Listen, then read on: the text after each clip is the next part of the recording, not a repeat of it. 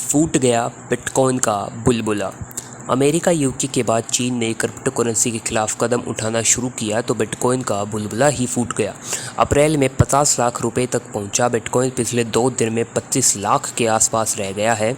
Crypto की अन्य currency भी इस दौरान बिल्कुल ढह गई। निवेशकों को 2 महीने में 50% तक का नुकसान हुआ है। भारत में क्रिप्टो करेंसी कानूनी तौर पर मान्य नहीं है, इसके बाद भी इसका लेन देन हो रहा है। इस पर किसी तरह की पाबंदी नहीं है। क्रिप्टो एक्सचेंज इसे एक एसेट क्लास के तौर पर मान्यता देने की मांग कर रहे हैं ताकि निवेशकों के लिए एक और साधन मिल सके। भारत में क्रिप्टो करेंसी का 1000 से लेकर 1500 करोड़ रुपए का डेली टर्नओवर है। भले ही स्टॉक एक्सचेंज के 2 लाख करोड़ रुपए की डेली वॉल्यूम के मुकाबले यह 1% से भी कम है, लेकिन इसमें 1 करोड़ से अधिक भारतीय ट्रेड और इन्वेस्ट कर रहे हैं। इसके बाद भी ज़्यादातर लोगों के लिए क्रिप्टो करेंसी के बारे में जानना और उसे समझना एक मुश्किल काम है।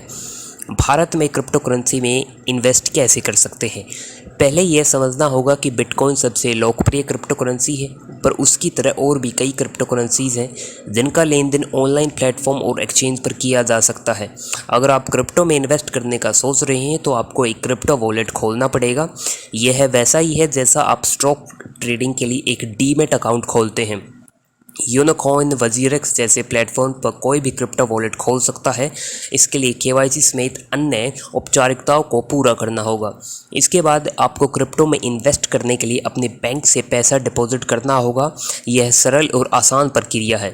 भारत में कुछ प्लेटफॉर्म ऐसे हैं जो 100 रुपये से वॉलेट खोलने की अनुमति देते हैं, वहीं कुछ क्रिप्टो वॉलेट फ्री ट्रेडिंग की अनुमति देते हैं, तो कुछ इसके लिए कम से कम 100 रुपये मेंटेनेंस चार्ज वसूल सकते हैं। यह क्रिप्टो एक्सचेंज पर निर्भर करता है।